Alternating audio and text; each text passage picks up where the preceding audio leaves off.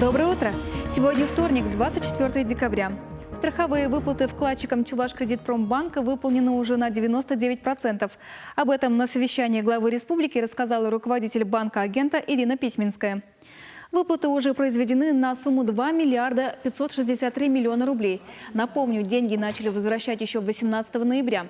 Так что можно сказать, что практически за 1,5 месяца Россельхозбанк справился со своей миссией, подытожила Ирина Письменская. В Чувашии 31 декабря официальный рабочий день. Об этом объявили в Доме правительства республики.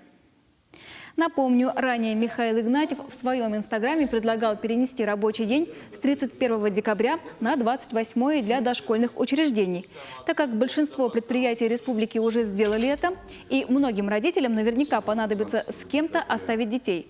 Чтобы узнать мнение жителей республики, организовали опрос. Привести детей в садик 28 декабря захотели только 2% опрошенных. Большая часть родителей высказалась за рабочие для детсадов 31 декабря. До Нового года осталась ровно 1 неделя. Самое время наряжать елку. Чебоксарка Наталья Яковлева сама мастерит новогодние украшения и вышивает на них чувашский орнамент. С чего начинается Новый год? Конечно же, с появления в доме елки. Наталья Яковлева украшать дом к этому празднику любит с детства. Причем декорировать елку ей хочется необычно, не как у всех. Поэтому к Новому году она решила сделать украшения своими руками и вышить на них чувашские узоры. Это нестандартно и красиво.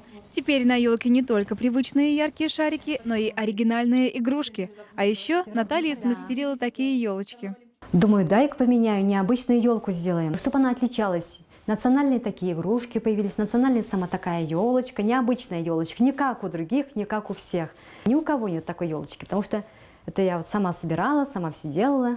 Такая именно национальная елочка.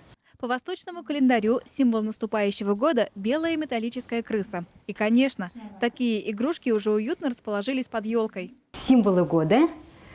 Они у нас получились такие интересные, забавные, веселые. Надеемся, что они нам принесут удачу.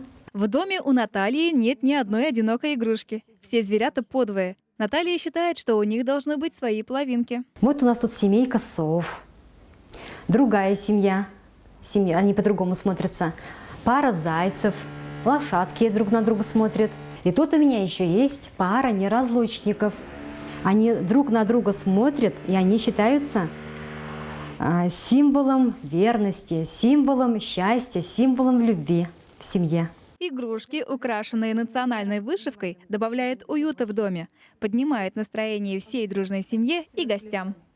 Новый центр дополнительного образования «Дом научной коллаборации» торжественно открыли в Чувашском госуниверситете.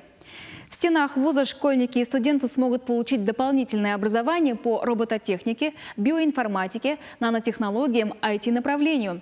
Обучаться в центре будут дети в возрасте от 5 до 18 лет. Занятия проводятся на бесплатной основе. А на этом все. Хорошего дня!